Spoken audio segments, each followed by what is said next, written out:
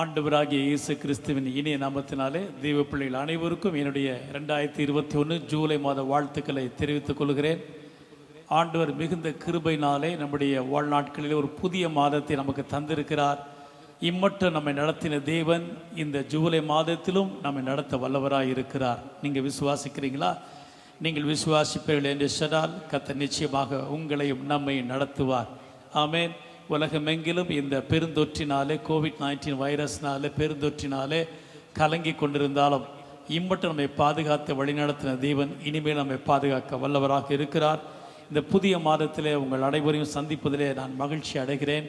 இந்த ஆன்லைன் மூலமாக கர்த்தருக்கு மகிமை உண்டாடு. வெகு சீக்கிரத்திலே ஆலயங்கள் திறக்கப்படும். நம் அனைவரும் கூடி வந்து துதி செலுத்தி மகிமை செலுத்தி ஆண்டவரை ஆராதித்து கர்த்தருடைய பிரசன்னத்தில் கலிகூர்ந்து நாம் அவரை மகிமைப்படுத்த போகிறோம். இம்மட்டுமாக காத்த தேவன் இனிமேலும் வழி நடத்துவார். தொடர்ந்து ஆலயம் திறக்கப்படுவதற்குரியதான செய்திகளை உங்களுக்கு வாட்ஸ்அப்பில் நம்முடைய குழுவில் உங்களுக்கு அறிவிப்பு கொடுப்போம். ஜெபியுங்கள். கர்த்தர் மகிமையான காரியங்களை செய்வாராக. ஜூலை மாதத்தில் நிறைய ஸ்கூல்ஸ் அண்ட் காலேஜஸில் ஜூன் மாதத்திலேருந்து அட்மிஷன்ஸ் போட ஆரம்பித்து விட்டார்கள். ஆகவே இந்த அகாடமிக் இயர் ஸ்கூல்ஸ் காலேஜஸ் திறக்காவிட்டாலும் அகாடமிக் இயர் ஆரம்பித்து விட்டது. ஆகவே இந்த ஜூலை மாதத்தில் விசேஷமாக நம்முடைய மாணவ மாணவிகளுக்காக நாம் ஜெபிக்க போகிறோம். இந்த அகாடமிக் இயரில் நம்முடைய பிள்ளைகள் நன்றாக படித்து வரும் காலங்களில் ஒரு ஐஏஎஸ் ஐபிஎஸ் அதிகாரிகளாக நல்ல டாக்டர்ஸாக நல்ல பேர் பெற்ற புகழ் பெற்ற தேவனுடைய மனுஷர்களாக இந்த தேசத்தில் உயர்த்த தேவன் கிருபை தருவாராக. நீங்கள் அப்படியே நம்முடைய சபையில் ஒவ்வொரு பிள்ளைகளும் நல்ல உயர்ந்த நிலையில் வரும்படியாக ஊக்கமாக ஜெபியுங்கள். கர்த்தர் அப்படியே செய்வாராக. தேவனுக்கு மகிமை உண்டாகட்டும். நாம் ஜெபம் செய்து இந்த ஜூலை மாதத்துக்குரிய வாக்குத்தத்த செய்தியை நாம் தியானித்து பெற்றுக்கொள்ளப் போகிறோம். கர்த்தர் நம்மை ஆசீர்வதிப்பாராக. ஜெபிப்போமாக. கிருபை நிறைந்த நல்ல ஆண்டவரே, பரிசுத்தமுள்ள எங்கள் நல்ல பிதாவே, இப்படி திருக்குமாரனாகிய இயேசு கிறிஸ்துவின் இனிய நாமத்தினால ஆண்டவரே, இந்த ஜூலை மாதத்தில் உங்களுடைய சமூகத்தை நோக்கி நாங்கள் பார்க்கிறோம். அப்பா, இந்த ஆண்டில் ஆண்டவர் கடந்த 6 மாதங்களும் நீர் எங்களுக்கு உண்மையுள்ளவராக இருக்கிறீர், உண்மையுள்ளவராக இருந்தீர். அதற்காக நன்றி. இப்பொழுதும் இந்த 7வது மாதத்தில் ஜூலை மாதத்திலும் நீர் எங்களுக்கு உண்மையுள்ளவராக இருக்க போகிறதுக்காக நன்றி அப்பா. இந்த ஜூலை மாதத்தில் மட்டுமல்ல, வருகிற ஒவ்வொரு மாதங்களிலும் வாழ்நாள் முழுவதிலும் நீர் எங்களோடு கூட உண்மையுள்ளவராக இருக்க போகிறபடினாலே நமக்கு நாங்கள் நன்றி செலுத்துகிறோம் அப்பா. இந்த மாதம் எங்களுக்கு ஆசீர்வாதமாய் மாறட்டும் அப்பா.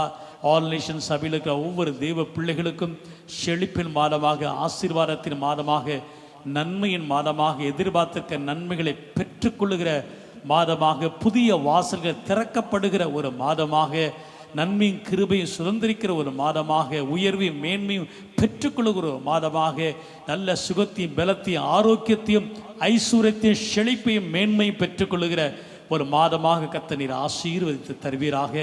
இந்த அகாடமிக் இயரில் படிக்கிற எங்கள் பிள்ளைகளுக்காக ஜெபிக்கிறோம். ஆண்டவரே, வருகிற நாட்களில் இந்திய தேசத்தில், தமிழகத்தில், திருச்சியில் உயர்ந்த அதிகாரிகளாக, நல்ல ஐஏஎஸ் அதிகாரிகளாக, ஐபிஎஸ் அதிகாரிகளாக, நல்ல டாக்டர்ஸ், என்ஜினியர்ஸாக, நல்ல ஆண்டவர் உயர்ந்த பதவியில் இருக்கக்கூடிய, மேன்மையான ஸ்தலங்கள் இருக்கக்கூடிய ஆண்டவரே, தேவனால் அபிஷேகம் பண்ணப்பட்டவர்களாக ஆசீர்வதிக்கப்பட ஒவ்வொரு வாலிபர்களுக்கும் நீ உதவி செய்வீராக.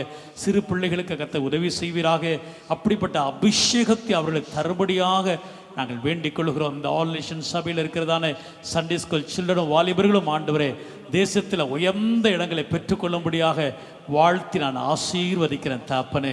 வேலை செய்கிற, தொழில் செய்கிற அத்தனை மக்களை ஆசீர்வதிப்பீராக. இப்பொழுது நீர் எங்களுக்கு தந்திருக்கிறதான வாக்குத்தத்த செய்தியை நாங்கள் பெற்றுக்கொள்ள நம்முடைய சமூகத்தை எங்களை தாழ்த்துகிறோம் ஆண்டவரே. மேலும் இந்த மாதத்தில் பர்த்டேஸ், வெட்டிங் ஆனிவர்சரி செலிப்ரேட் பண்ணுகிற ஒவ்வொரு தேவ பிள்ளைகளை விசேஷமாய் ஆசீர்வதித்து மகிழ்ச்சியை சந்தோஷத்தையும் தரும்படியாக வாழ்த்தி ஆசீர்வதிக்கிறேன். ஆபிரகாமுடைய ஆசீர்வாதங்கள், ஈசாக்கு யாக்கோபுடைய ஆசீர்வாதங்கள் ஒவ்வொரு மேலும் தங்கியிருப்பதாக இயேசு கிறிஸ்துவின் இனிய நாமத்தில் வேண்டிக் கொள்ளுகிறோம் நல்ல பிதாவே. ஆமென், ஆமென்.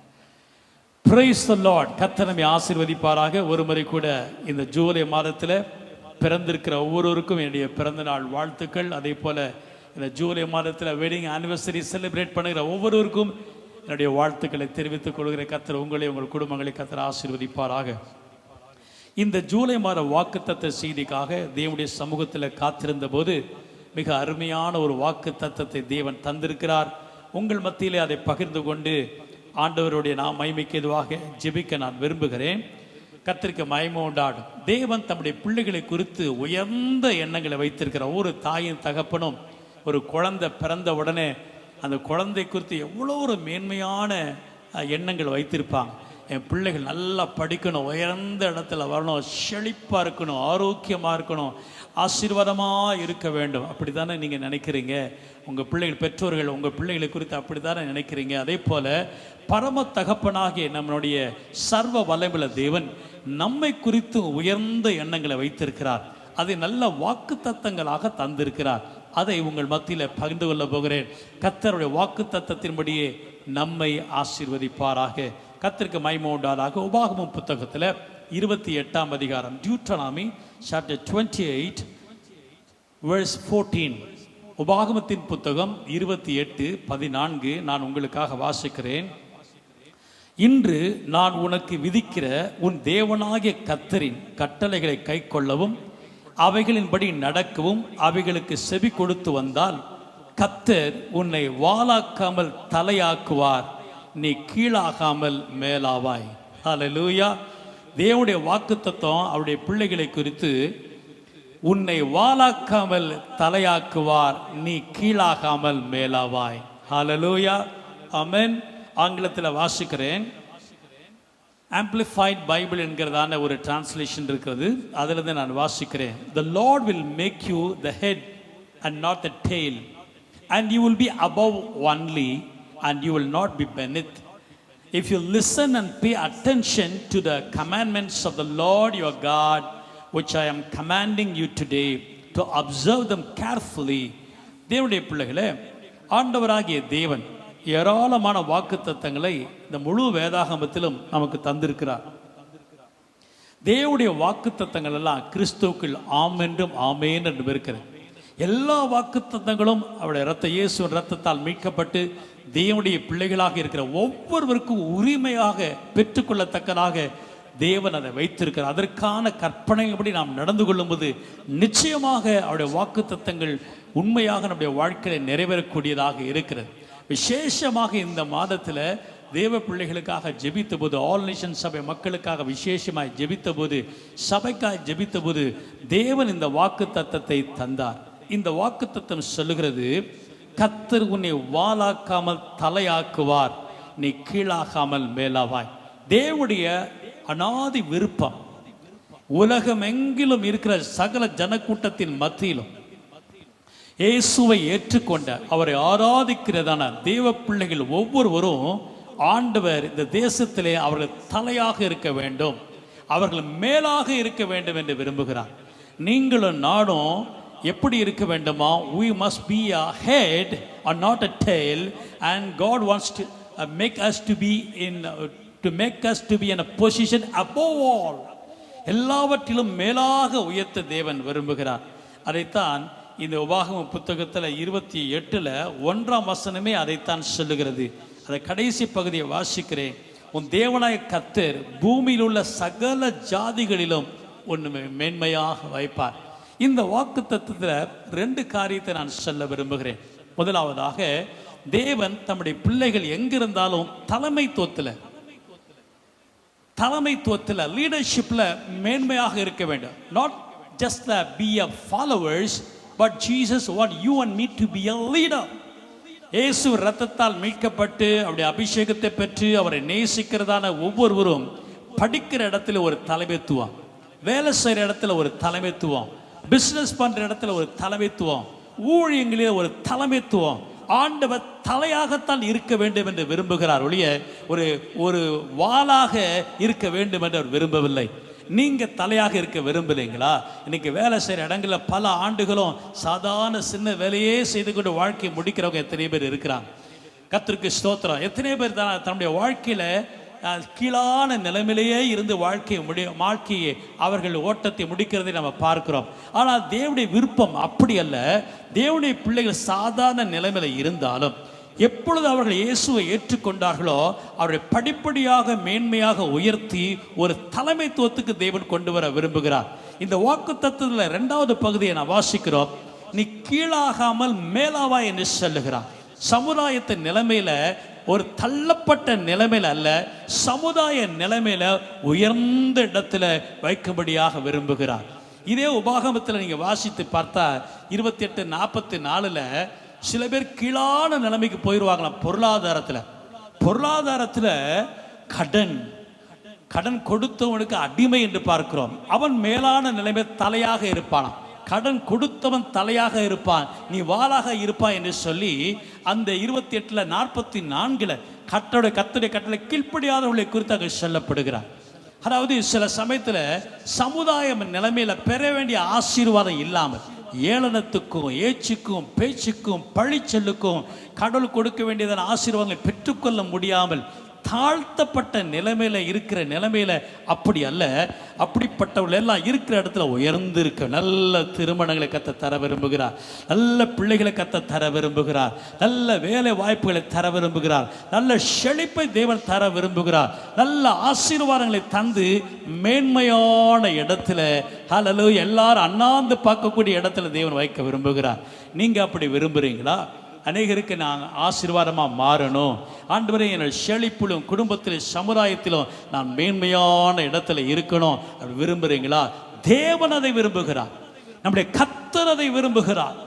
எந்த நிலைமையில இருந்தாலும் இயேசுவை ஏற்றுக்கொள்ளும் பொழுது தேவன் ஒவ்வொருவரை குறித்த அவருடைய தனிப்பட்ட விருப்பம் என்னவென்று சொன்னால், என்னுடைய மகன் என்னுடைய மகள் ஒரு தலைமைத்துவத்துக்கு வர வேண்டும், என்னுடைய மகன் என்னுடைய மகள் உலகத்தில் மேன்மையான இடத்துல ஆசீர்வாதமான செழிப்பான இடத்துல இருக்க வேண்டும் என்று இந்த உலகத்தில் உயர்த்த வேண்டும் என்று தேவன் விரும்புகிறார். ஹல்லேலூயா. வேதத்தில் நிறைய உதாரணங்கள்லாம் இருக்கிறது. சுருக்கமாக 2 காரியத்தை மாத்திர சொல்லி இந்த வாக்குத்தத்த செய்தியை உங்களுக்கு ஆசீர்வாதமாக இருக்கும்படியாக ஜெபிக்க நான் விரும்புகிறேன். கர்த்தருக்கு மகிமை உண்டாடும். வேதத்தில் தேவனால் உயர்த்தப்பட்டு மேன்மைப்படுத்தப்பட்டதான நிறைய தேவனுடைய பிள்ளைகள் இருக்கிறார்கள். கர்த்தருக்கு ஸ்தோத்திரம். எல்லாரையும் சொல்லுவதற்கு நேரம் இல்லாவிட்டாலும் ஒரு 2 நபரை சுருக்கமாக நான் சொல்ல விரும்புகிறேன். தேவனுக்கு மகிமை உண்டாடும். யோசேப்பை குறித்து நம்ம எல்லாருக்கும் தெரியும். யோசேப்பு தன்னுடைய வீட்டில் அவர் பார்த்தீங்கன்னா அவர் அப்பாவுக்கு செல்ல பிள்ளையா இருக்கிறார். ஆனால் அவருக்கு மேலே அநேக அண்ணன்மார்கள் இருக்கிறார். கர்த்தருக்கு ஸ்தோத்திரம். 12 ஆண் பிள்ளைகள். 12 ஆண் பிள்ளைகளில் இவர் பார்த்தா 11வது பிள்ளை. அதுக்கப்புறமேட்டு ஒரு தம்பி இருக்கிறான், எப்ராயிம் இருக்கிறார். கர்த்தருக்கு ஸ்தோத்திரம். பாருங்கள், அப்படிப்பட்ட நிலைமையில இருந்தார். சகோதரியால் வெறுக்கப்பட்ட ஒரு நிலைமையில இருந்தார்னு பார்க்கிறோம். சகோதரிகள் கொல்ல வேண்டும் என்று நினைத்ததான் ஒரு நிலைமையில இருந்தார் என்று பார்க்கிறோம். அவர் அடிமையாக விற்கப்பட்டார் என்ற ஒரு அடிமையான நிலைமையில இருந்ததை நாம் பார்க்கிறோம். அவர் பழிச்சொல் அவர் மேல் சாட்டப்பட்டு ஜெயில கைது செய்யப்பட்ட ஒரு கைதியாக ஒரு கேவலமான ஒரு அடிமைத்தனமான ஒரு நிலைமையில இருந்ததை நாம் பார்க்கிறோம். தேவனுடைய பிள்ளைகளை, தேவனுடைய நோக்கம் தேவ பிள்ளைகள் அடிமைத்தனத்தில் இருக்கணும், ஒரு வேதனையான ஒரு நிலத்தில் இருக்கணும், நிந்தையான ஒரு நிலைமையில இருக்க வேண்டும் என்று சொல்லி தேவனுடைய விருப்பம் அல்ல. ஆனால் வேதத்தில் வாசிக்கிற யோசேப்பு அப்படிப்பட்ட நிலைமைய வாழ்க்கை ஆரம்ப நிலை காணப்பட்டாலும் தேவனை ஏற்றுக்கொண்டபடினாலே, ஆண்டவர் மேல அன்பு செலுத்தினபடினாலே, தேவனுடைய சமூகத்தில் அவர் நேரம் செலுத்தி கர்த்தருக்கு பயந்து வாழ்ந்தபடினாலே, தன்னுடைய வாழ்க்கை கடவுளுக்கு பிரியமாக இருக்க வேண்டும் என்று ஒவ்வொரு காரியத்திலும் தேவனுக்கு பிரியமாக இருந்தபடினாலே தேவனுடைய அபிஷேகம் அவன் மேல் வந்தது, தேவனுடைய ஞானம் அவர் மேல் வந்தது. பின்னாட்களை பார்க்க தன்னுடைய 30வது வயதுல எகிப்து தேசத்தில் ஆண்டவரை தலைவராக உயர்த்துகிறார். சே ஹல்லேலூயா. Amen. God lifted Joseph to the higher position in the land of Egypt. எகிப்து தேசத்தில் கர்த்தர் தலைவனாக உயர்த்துகிறார், செல்வத்தை கொடுக்கிறார், செழிப்பை கொடுக்கிறார். பாருங்க, மற்ற சகோதரர்களுக்கெல்லாம் கிடைக்காத ஒரு ஆசீர்வாதத்தை தேவன் யோசேப்புக்கு கொடுக்கிறார். கர்த்தருக்கு ஸ்தோத்திரம். ஏனென்று சொன்னால் மற்ற சகோதரர்களை பார்க்கலாம் அவன் தெய்வ பயம் நிறைந்தவனாக காணப்பட்டான், அதிகமாக தேவனை நேசிக்கிறவனாக காணப்பட்டான். அது மட்டுமல்ல, தேவ ஞானம் அவன் மேல இருந்தது, தேவனுடைய அபிஷேகம் அவன் மேல இருந்ததை அவனுடைய தகப்பன் அறிந்திருந்தான், பார்வோனும் அறிந்திருந்தான்.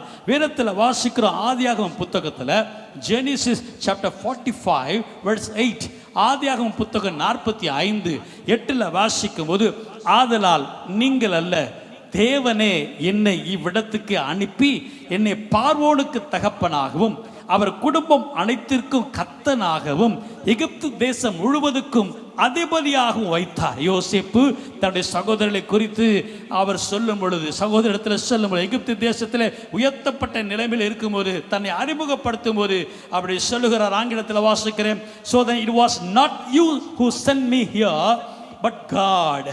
He made me father to Pharaoh, lord of his entire household and ruler of all Egypt. அவர் சொல்லுகிறார், தேவன் என்னை இந்த தேசத்தில் அதிபதியாக உயர்த்தினார். ஹல்லேலூயா. இந்த குடும்பம் அனைத்திற்கு, பார்வோனுடைய குடும்பம் அனைத்திற்கு ஒரு கர்த்தனாக என்னை உயர்த்தினார். எகிப்து தேசம் முழுவதற்கு அதிபதியாக தேவன் உயர்த்தினார்.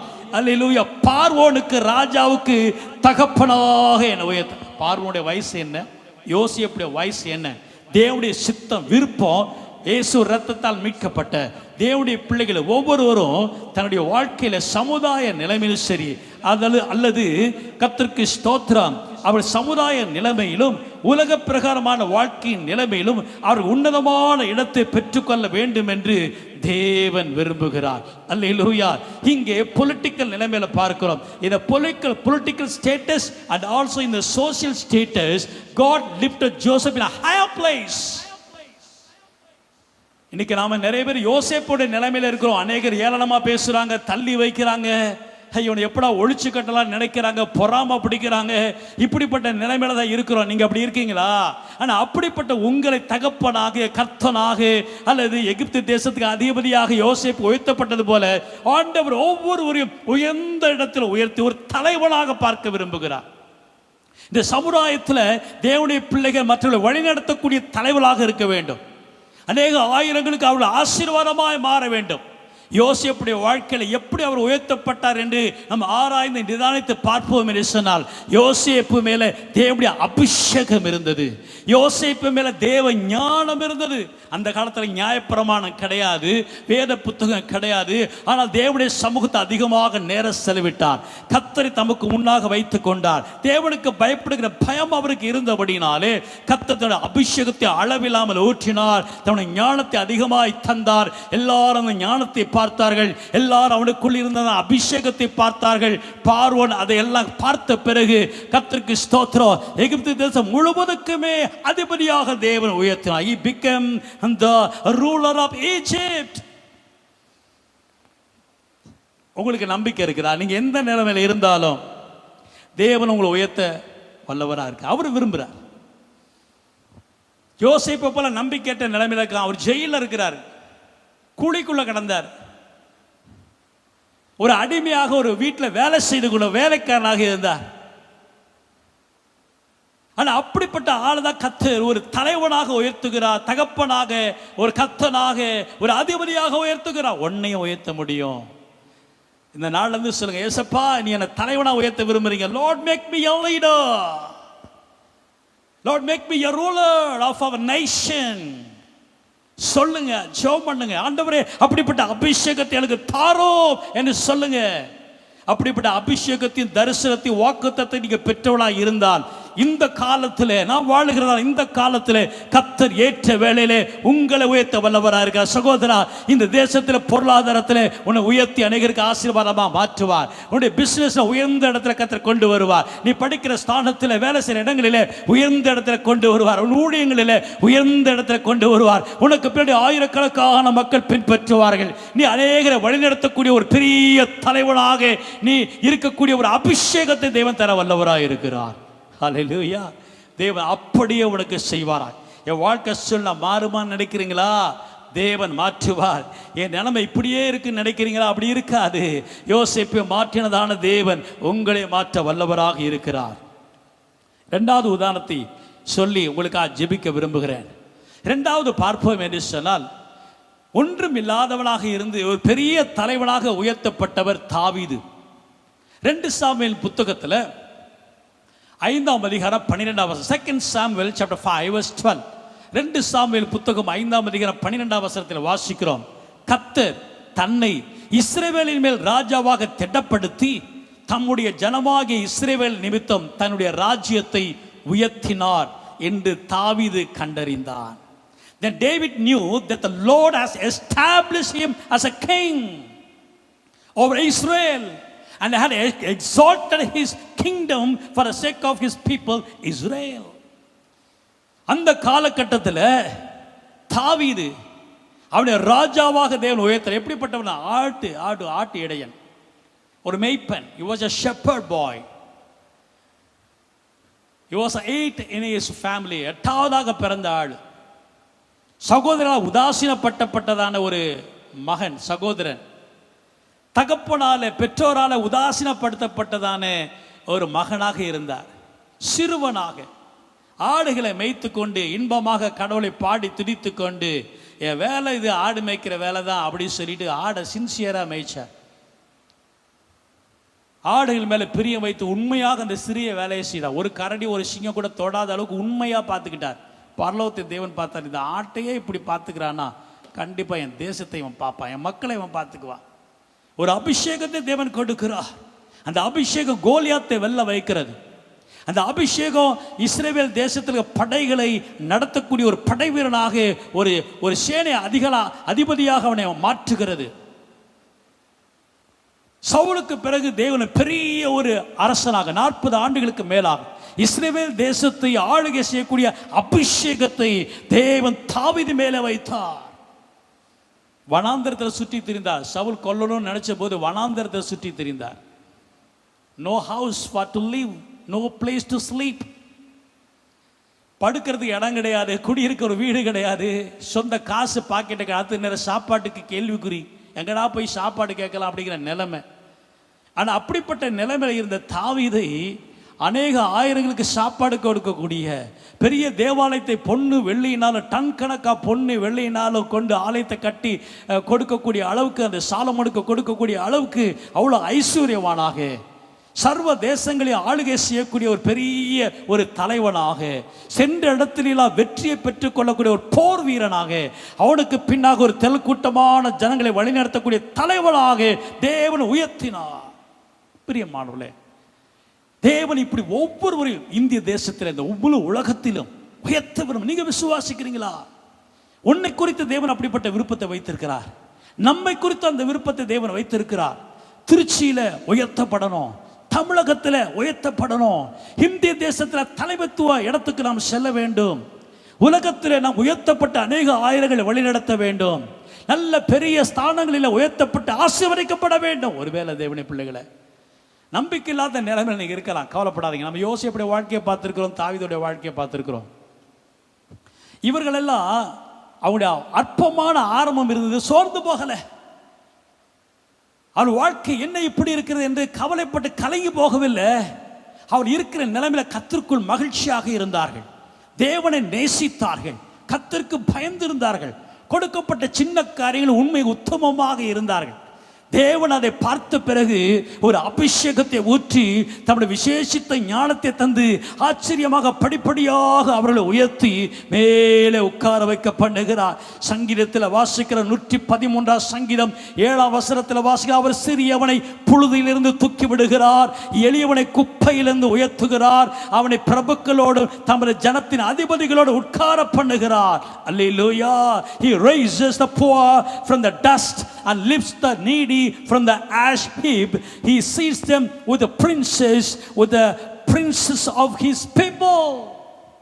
தேவன் சாதாரணமா இருக்கிற புழுதியில குப்பையில் இருக்கக்கூடிய, படிப்பறிவு இல்லாத இருக்கலாம், செல்வம் இல்லாத இருக்கலாம். It's not a matter for God.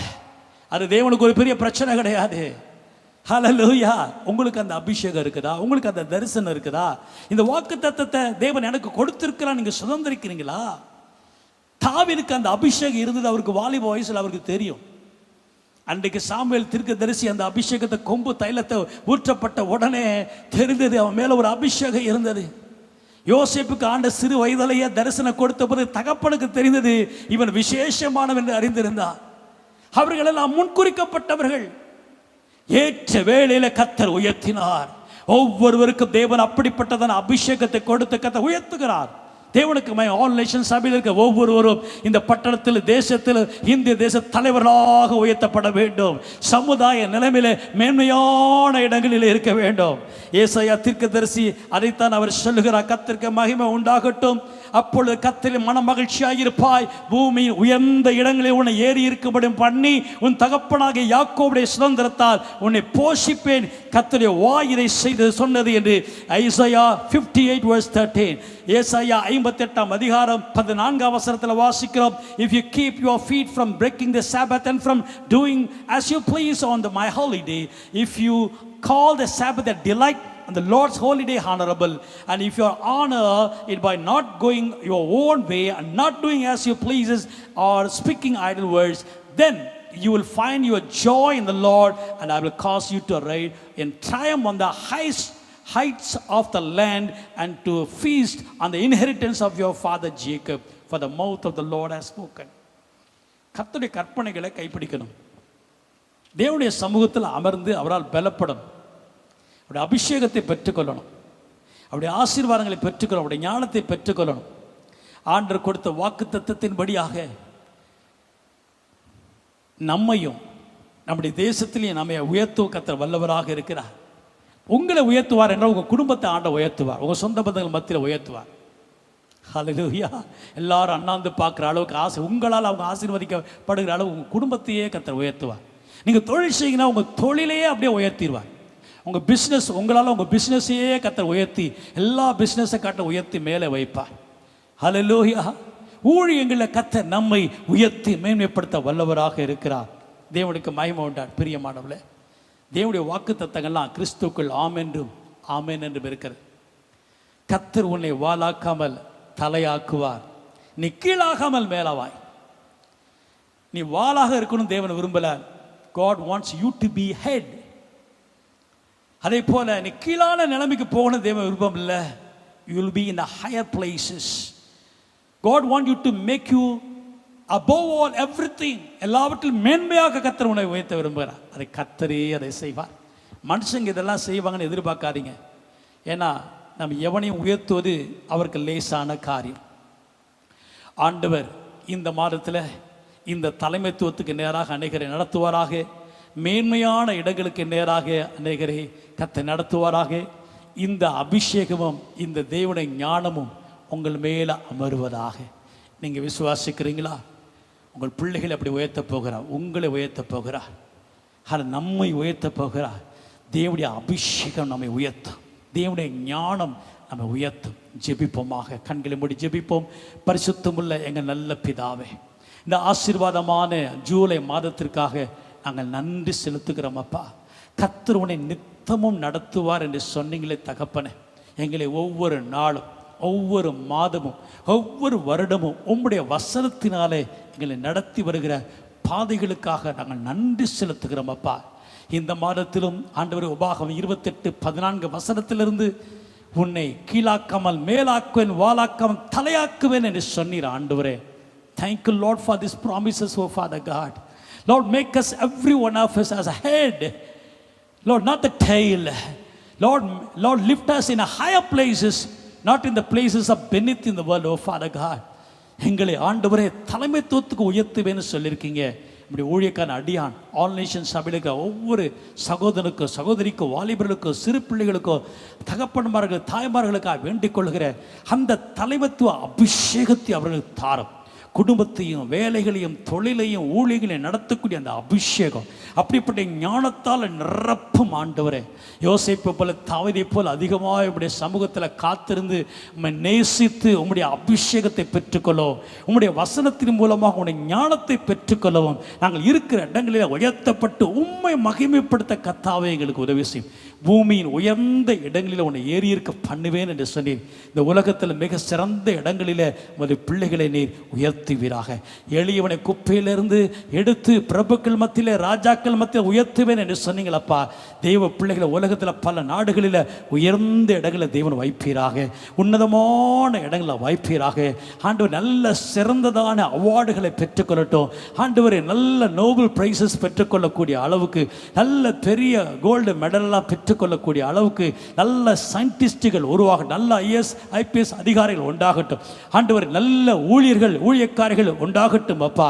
நல்ல மேன்மையான ஆண்டவர் அபிஷேகப்பட்டதான ஆண்டவர் உயர்த்தப்படட்டும். அவனுடைய கல்வித்துறையில், மெடிக்கல் லைனில், இன்ஜினியரிங்கில் எல்லாருடைய சிறந்தவளை வழங்க செய்வீராக ராஜா. ஆண்டவர் இப்படி ஊழியக்காரடியான ஒவ்வொரு பிதா, குமாரன், பரிசுத்த ஆவியின் நாமத்தினால வாழ்த்தி நான் ஆசீர்வதிக்கிறேன். அந்த தலைமத்துவ அபிஷேகம் ஆல் நேஷன் சபை மக்கள் மேலே, பெரியோர் முதல் சிறியோர் மேலே அந்த தலைமத்துவ அபிஷேகம் இறங்குவதாக. அந்த மேன்மையாக ஹல்லேலூயா ஆசீர்வதிக்கப்படுகிற அந்த அபிஷேகத்தின் ஞானம் இறங்குவதாக. உம்முடைய நாமத்தில் ஒவ்வொருவரையும் வாழ்த்தி ஆசீர்வதிக்கிறேன். தேவன் அப்படி செய்யப்படுற கிருபைகளுக்காக நன்றி செலுத்துகிறேன் அப்பா. இப்பொழுதும் ஆண்டவர்கள் ஜெபங்களை எல்லாம் கேட்டதுக்காக நன்றி. உம்முடைய நாமத்தை தொடர்ந்து நீ மகிமைப்படுத்துவீராக. சபை மக்கள் ஒவ்வொருவரையும் ஆசீர்வதிங்க தகப்பனே. இந்த தேசத்தை நீ ஆசீர்வதியும் ரட்சியம், தமிழகத்தை ஆசீர்வதியும் ரட்சியம் அப்பா. சீக்கிரத்தில் ஆலயங்கள் திறக்கப்பட போறதுக்காக நன்றி. விடுதலையோடு கூட உண்மை ஆராதிக்கங்கள் உதவி செய்யப்படுற கிருபைகளுக்காக நன்றி. எல்லாம் மகிமை உமக்கு. ஜெபங்கள் கேட்கப்பட்டக்காக நன்றி. மீட்பராகிய இயேசு கிறிஸ்துவின் இனிய நாமத்தில் துதி ஸ்தோத்திரங்களை ஏறெடுத்து வேண்டிக் கொள்ளுகிறோம் எங்கள் நல்ல பிதாவே. ஆமேன், ஆமேன், ஹல்லேலூயா. என் ஆத்துமாவே கர்த்தரை ஸ்தோத்திரி, என் முழு உள்ளமே கர்த்தருடைய பரிசுத்த நாமத்தை ஸ்தோத்திரி. என் ஆத்துமாவே கர்த்தரை ஸ்தோத்திரி, கர்த்தர் செய்த சகல உபகாரங்களையும் மறவாதே. ஆமேன். இப்போ நம்முடைய கர்த்தராயிருக்கிற இயேசு கிறிஸ்துவின் கிருபையும், பிதாவாகிய தேவனுடைய அன்பும், பரிசுத்த தேவ ஆவியானுடைய ஐக்கியமும் இன்றும் என்றும் சதா காலங்களிலும் அனைவரோடும், சகல பரிசுத்தவான்கள் அனைவரோடு கூட கிறிஸ்துவின் வருகை மட்டும் எப்பொழுதும் இருப்பதாக. ஆமென். ஹல்லேலூயா. God bless every one of you. ஒவ்வொரு கர்த்தர் ஆசீர்வதிப்பார். God bless you.